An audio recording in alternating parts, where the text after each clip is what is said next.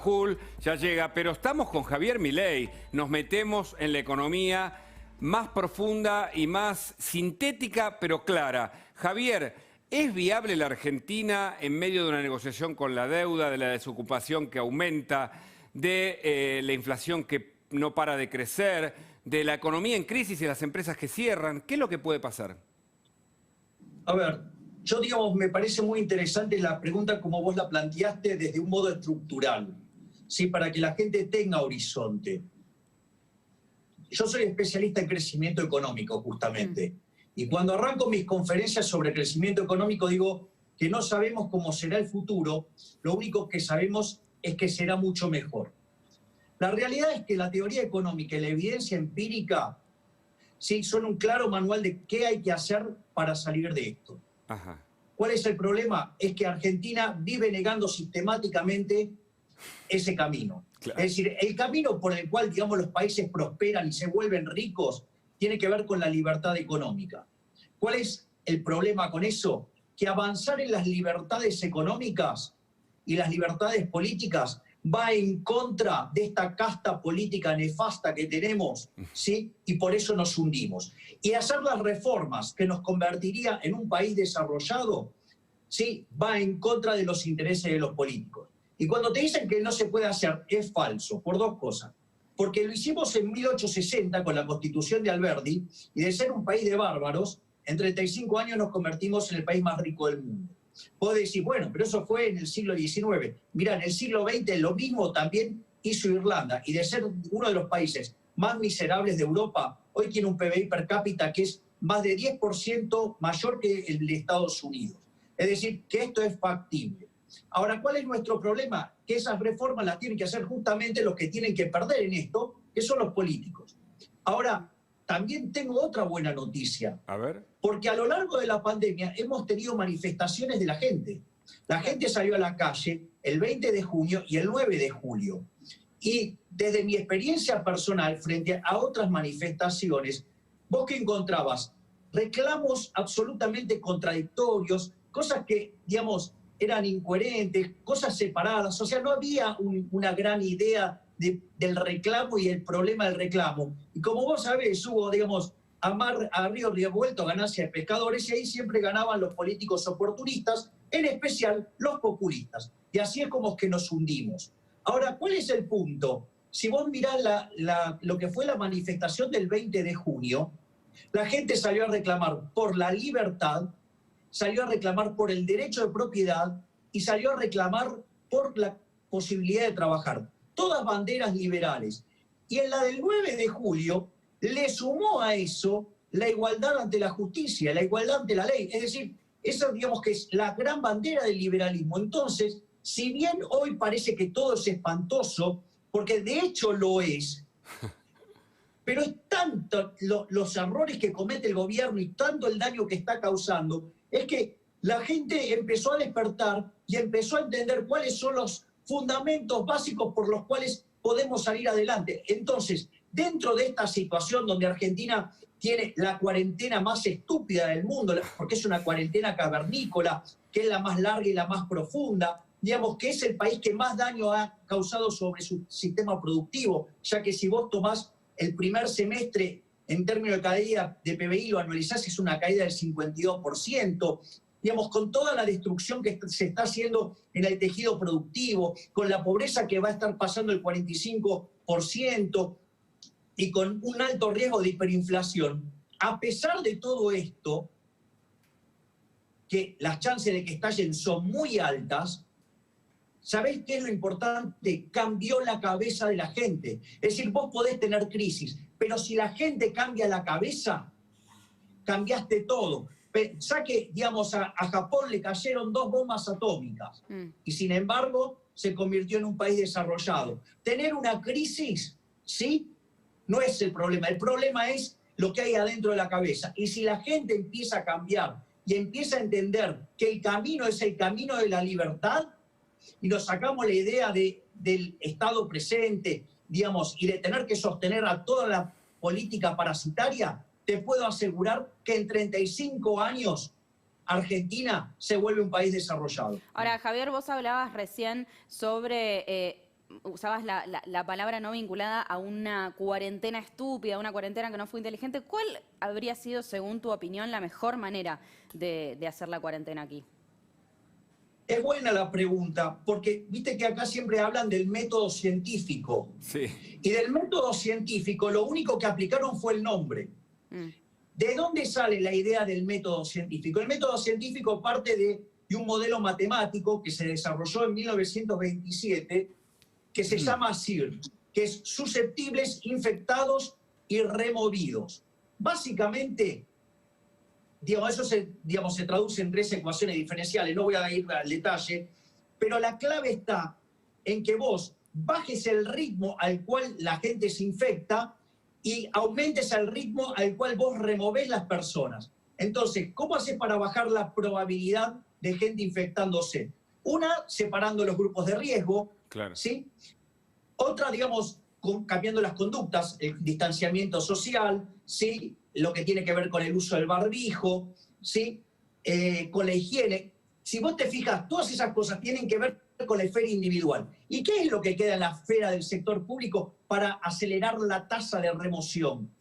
Básicamente hacer testeos masivos. Entonces, cuando vos haces testeos masivos, los infectados quedan dando vuelta menos tiempo en el sistema, por ende los recluís y de esa manera, el ritmo al cual crece el virus es mucho menor y por ende, tu sistema de salud va a responder mejor. Y esa era la clave. La clave era los testeos masivos. Ahora la pregunta es, cuando se le propuso al presidente que baje el gasto de la política porque dejaron sin ingresos a las empresas, ¿qué dijo el presidente? No, que eso no lo iban a tocar. Es decir, que los privilegios de la corporación política no se tocan. Es decir, ¿y qué es lo que pasa? Claro, como primero tienen que gastar en ellos, claro, la plata que queda remanente y no alcanza para hacer testeos masivos. Entonces no hay testeo masivo. Entonces, como no hay testeos masivos, no hay forma inteligente de aplicar la cuarentena. Entonces se aplica ¿qué? El peor de los métodos de todo, el método más cavernícola, que es básicamente encerrarnos a todos. Ahora, pero que también, es bastante estúpido, porque supongamos lo siguiente. Supongamos que vivo en un lugar que está lleno de leones. Y bueno, puedo correr el riesgo de que el león me coma. Sí. Entonces, ¿qué hago? ¿Me encierro en la caverna? Ahora, ¿cuánto tiempo puedo resistir ahí? Y en un momento me voy a morir de hambre. Con lo cual, tarde o temprano, yo voy a tener que salir a medir costos y beneficios, pero tengo la certeza que si me quedo encerrado, me muero de hambre. La cuarentena que impulsó el gobierno generó un destrozo del sistema productivo, por ende termina destrozando el consumo, y que emitan papelitos de colores, sí, porque en el fondo todo lo están arreglando supuestamente con emisión monetaria del Banco Central, lo único que va a hacer es generar un desastre inflacionario. Entonces Javier, no funciona así. Entiendo. Javier, vos decías que la gente puede cambiar la cabeza o está cambiando la cabeza. Se lo vio en una votación, en la última votación, más pareja, entre 2 sectores claramente. Se la ve a la gente en la calle. Mañana está el 17A, tal vez también con mucha acción social. Ahora, hay otro sector que me parece que es alimentado desde un Estado, como bien vos decís, que no sé si lo hace a propósito, lo hace adrede. Vos hablás de una burocracia para sostener el poder. ¿Es esto lo que vos explicás?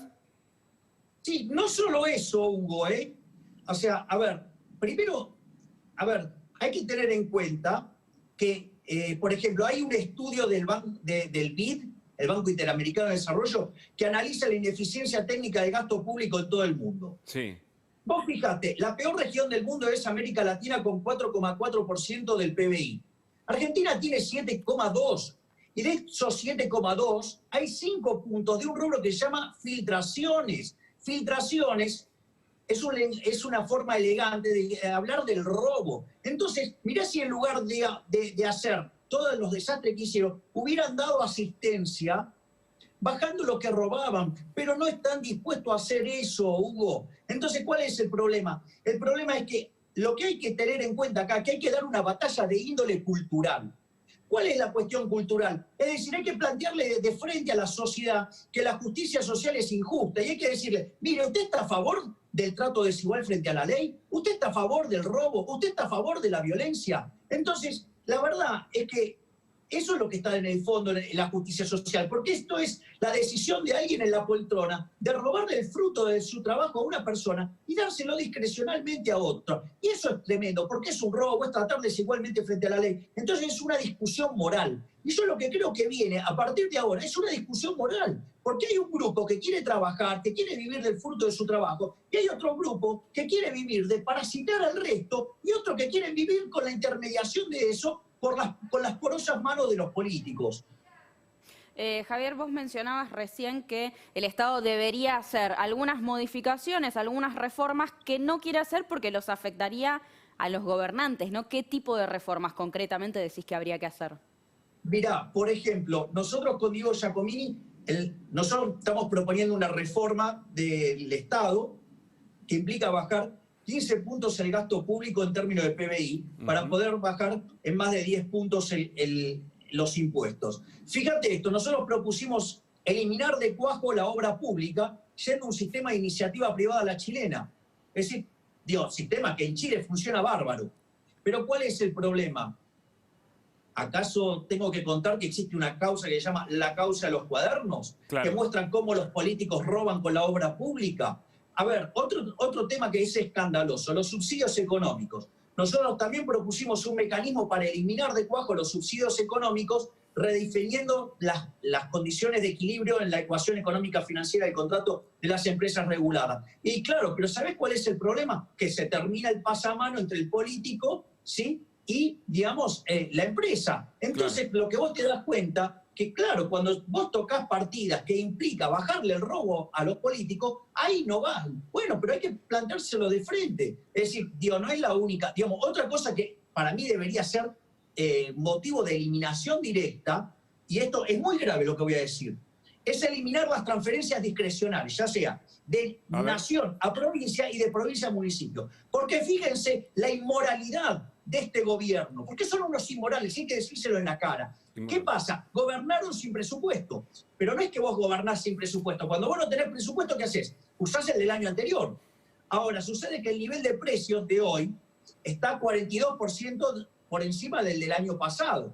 ¿Qué quiere decir eso? Que por un efecto nominal hay un montón de ingresos adicionales que, como están fuera de presupuesto, discrecionalmente el gobierno lo usa para repartir como se la dé la gana. ¿Quién lo reparte eso? Cafierito tercera generación. ¿Y a quién se lo da? A la provincia de Buenos Aires. Y Kicillof, cuando agarra el dinero, ¿vos cómo crees que lo reparte? Se lo reparte sobre, básicamente, los municipios que son afines. Se lo dan los intendentes afines y a los que no son del mismo signo los revienta. Ahora, esta estructura, Javier, armada así a lo largo de muchas décadas, porque armar un sistema político con determinados vericuetos, como estás explicando, cuesta mucho desarmarlo. Digo, hay espacio, lo cultural, que tarda a veces generaciones en cambiarse.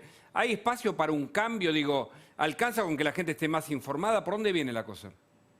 A ver, yo creo que hay espacios para un cambio, porque si no cambiamos vamos a seguir cayendo. A ver, Argentina en 1895 tenía el PBI per cápita más alto del mundo. Entre los primeros años del siglo XX éramos uno de los 5 países más ricos del mundo, al menos hasta que llegó la Primera Guerra Mundial. Sí. Ahora, hoy somos 70 y en caída. Yo creo que si hoy computamos bien los números, estábamos ya abajo de 70. Entonces, bueno, yo le diría a la sociedad, mire, este modelo que los políticos dicen que no se pueden cambiar, porque en realidad los beneficiarios son estos, han hecho que seamos pobres y les digo algo, vamos a terminar envidiando el bienestar de los países africanos, ¿eh? O sea, pero, como dice mi amigo Gustavo Lázari, me temo que mis hijos envidiarán el bienestar de Somalia. O sea, así es como estamos yendo. Entonces, si no cambiamos de una vez, esto no va a funcionar. Es más, fíjate qué interesante que el gobierno anterior ganó con una consigna que se llamaba ¿cómo? Cambiemos. Es decir, que en el fondo la gente está notando que hay un problema de decadencia y que si no cambiamos, nos hundimos. Entonces, el problema radica que el anterior gobierno, en lugar de cambiar, hizo kirchnerismo de buenos modales. ¿Por qué? Porque en lugar de escuchar a sus mejores economistas, ¿sí? No hizo eso. Solamente escuchó a Marcos Peña y a Durán Barba, uno socialista y el otro marxista.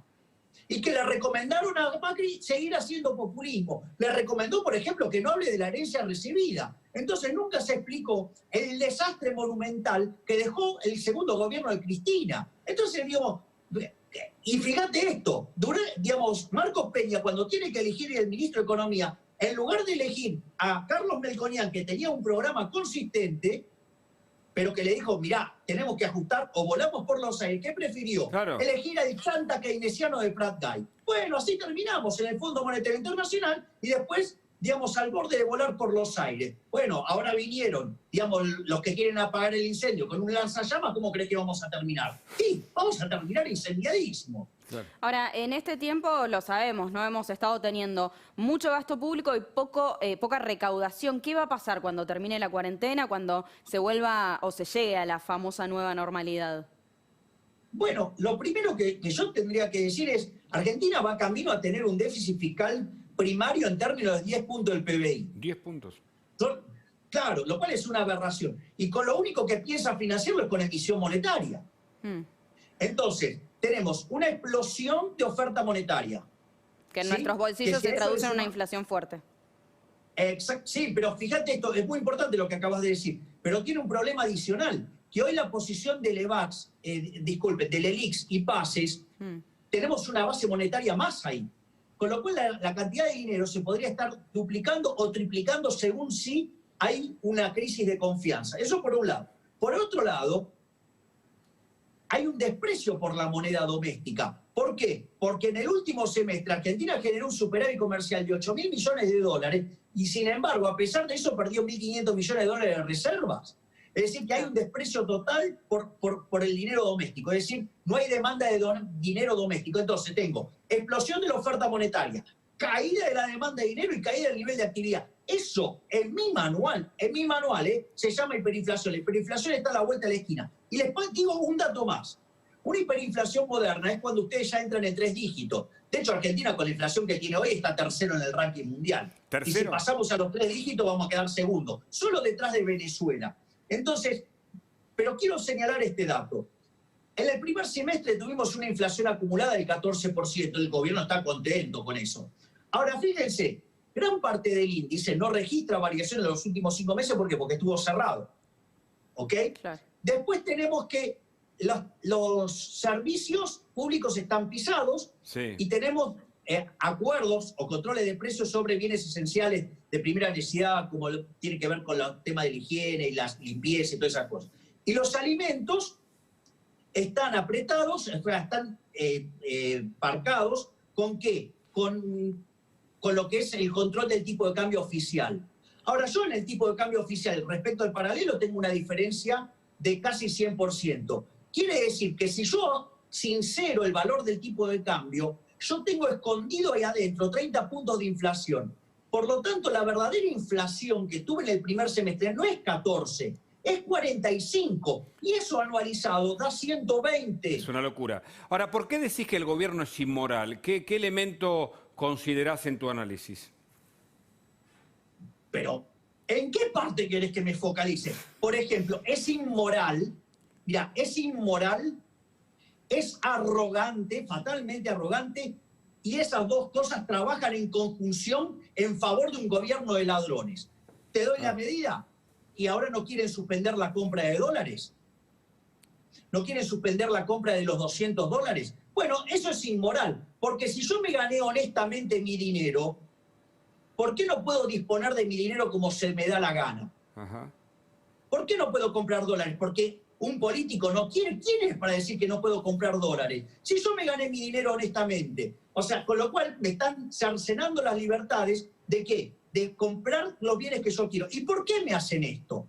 Porque de esa manera yo no puedo, estoy obligado a estar en pesos. Por ende, me suben la base imponible del impuesto inflacionario. Y el impuesto inflacionario es un impuesto no legislado, es un robo encubierto, que además permite todas las tramoyas que hace el jefe de gabinete, ¿sí?, beneficiando a las provincias amigas, y las cosas que hace, por ejemplo, el gobernador de Buenos Aires beneficiando a los intendentes amigos. Con lo cual, digamos, o sea, es un robo, es inmoral, además es fatalmente arrogante. ¿Por qué fatalmente arrogante? Porque consideran que ellos deben determinar cómo se usan los dólares en la economía. ¿Y quién son ellos? ¿Qué administraron en su vida? ¿Cuándo supieron lo que es un negocio? Si son unos inútiles que nunca en su vida hicieron nada. Javier, hablando justamente de la posible, potencial prohibición de la compra de estos $200, ¿por qué te parece que el gobierno tomaría esta medida? ¿Qué consecuencias económicas espera el gobierno dentro de lo que es esta medida, ¿no? ¿Por qué lo hace? A ver, el primer problema es porque las reservas líquidas que les queda son 4.000 millones de dólares. Y el mes pasado hubo 4 millones de personas que compraron los $200. O sea que por ahí solo se le escaparon 800 palos verdes. Entonces están desesperados y se dan cuenta que ya no tienen más dólares. Entonces, ¿qué hacen? Te van a meter una restricción adicional. Cuando te pongan una restricción adicional vas a tener un salto aún mayor de la brecha. Cuando vos tengas un salto de la brecha, que esto es muy importante, quiere decir que vos tenés un exceso de demanda en el mercado de divisas. Y eso implica que en el resto de la economía tenés un exceso de oferta. A ver, en el mercado de bonos, ¿qué implica? Precio bajo de los bonos, altas tasas de interés. Altas tasas de interés, ¿qué implica? Un exceso de oferta en el mercado de bienes, o sea que va a empezar a caer más fuerte el PBI. Cuando pasa eso, vas a tener un exceso de oferta en el mercado de trabajo, con lo cual va a caer el salario real. Y si todo eso lo compactás en términos de ingresos fiscales, son menores. Con lo cual te explota más el déficit fiscal, necesitas más emisión monetaria y generar más exceso de oferta y mayor presión. ¿Sabés cómo termina eso? En un estallido. Y para vos, la idea que algunos plantean de esta caída o este rebote, ya sé que vos hablas de la caída del gato muerto, que no es rebote. El gato muerto. Sí, pero digo, ¿tenés expectativa que la economía pueda rebotar aun cuando va en contra de tu idea inicial o no? No, pero el problema, a ver, Hugo, a ver, si yo mido la producción, ponele, de autos en abril, fue 0. Sí. ¿Sí? Ahora, si tomo la de mayo, no importa cuánto fue, te da que la mejora fue infinita. Es decir, lo que no hay que permitirle a los chantas vendehumo de los economistas que tiene el gobierno o el séquito que lo rodea, no permitirle claro, hablar ¿qué pensás del de gobierno? tasas de crecimiento. ¿Sí? Cuando quieran hablar de crecimiento, no le tenés que permitir que comparen contra digamos, lo que es el valle, es decir, contra la máxima caída, sino que lo tenés que comparar desde dónde venimos cayendo por culpa de una cuarentena estúpida, donde vamos a tener la peor caída del PBI del mundo, solo casi emparejada con Perú. Entonces, la peor del mundo, ¿decís? ¿Cómo? La peor del mundo. Sí, claro. Sí, vamos a estar entre los 3 que más caen en el mundo. ¿Pero por qué es eso? La realidad es que de todo, o sea, el problema mundial no es la pandemia, el problema mundial es la cuarentena. Hay un trabajo de Robert Barro junto a Ursúa y Wen que te dicen que si el coronavirus fuera de la misma magnitud que la fiebre española, el PBI tendría que caer en el mundo 7%. Ahora, cuando vos mirás la peste española, infectó a 1/3 de la población, claro, en el 18. Tuvo una tasa de letalidad del 6% y mató al 2% de la población. Es decir, que vos tendrías que ver, por ejemplo, en este momento, 2.600 millones de infectados de coronavirus. Tenés 20. Listo, digamos, el error es garrafal. Tendrías que tener por lo menos 160 millones de muertos solo por coronavirus. Tenés 800.000. Listo, le pifiaron brutalmente, le pifiaron por más de 200 veces. Es decir, que el 99,5% de la caída del PBI en el mundo se explica por la cuarentena cavernícola, no por, digamos, por la pandemia. Y acá la responsabilidad de quién es, de la Organización Mundial de la Salud. Y en Argentina, de Pedro Can y toda la infectocracia, ¿sí? que llevaron al presidente a ¿No es mucho decir infectocracia, Javier? Bueno, peor hay otro grupo que le dice infectadura. Yo fui bastante, digamos, bastante elegante diciéndole infectocracia. Claro, más democrático. Claro. Ahora, Javier, el panorama es desolador. ¿La Argentina tiene plan económico, sí o no, finalmente? No nos quedó claro. No, Argentina no tiene plan económico. Argentina es la cosa más estúpida que existe en el planeta. Porque este gobierno tiene un fuerte perfil socialista y el socialismo se caracteriza por el plan. Entonces son fuertemente socialismo y son socialismo sin plan. O sea que Argentina es de un capitalismo sin mercado, es un socialismo sin plan. Es decir, ¿sabes qué? Esto termina en una piña, no puede terminar bien, porque está todo mal. Sin embargo, hay una luz de esperanza en una parte de la población argentina que quiere algo distinto.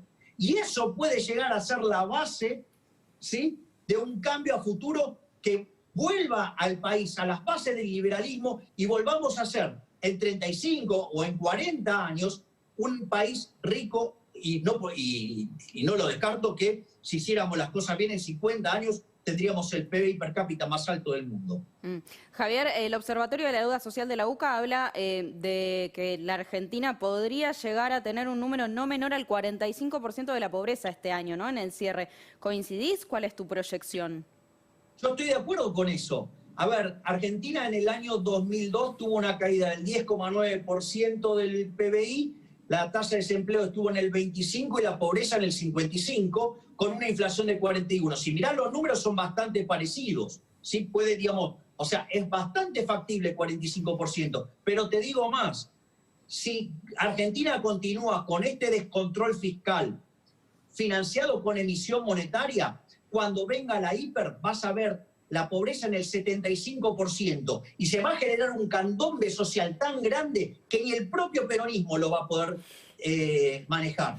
Pero como dicen los chinos, viste que tienen escritura ideográfica, el mismo símbolo que significa crisis significa oportunidad. Y ojalá que sea la oportunidad para volver a las ideas de Alberdi, para volver al liberalismo y volver a ser un país rico en al menos 50 años.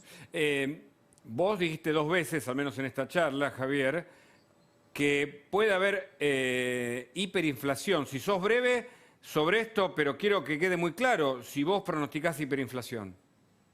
Yo creo que están dadas las condiciones para que haya una hiperinflación, porque, a ver, en lo que va del año se emitió 1,5 billones para financiar al fisco. Lo que pasa es que no lo ves en la calle porque el 70% fue esterilizado con LELIX y con PASE. Mirá, ahí tenés, por ejemplo, un acto inmoral del ministro Guzmán, que no solo mintió sobre la sustentabilidad de la deuda en el kirchnerismo, sino que además mintió con que ahora es sustentable, lo cual es falso en los dos casos, pero para criticar al gobierno de Macri sí supo hacer las cuentas. Entiendo. Y además Gracias. criticó a Sturzenegger por esa política que hoy hace el Banco Central. Gracias, Javier. ¿Cómo? No, te agradezco que tengo otra comunicación en línea y no quiero perderla porque, bueno, hablamos largamente, la verdad que avanzamos sobre todos los temas. Te agradezco mucho el contacto de nuevo, Javier.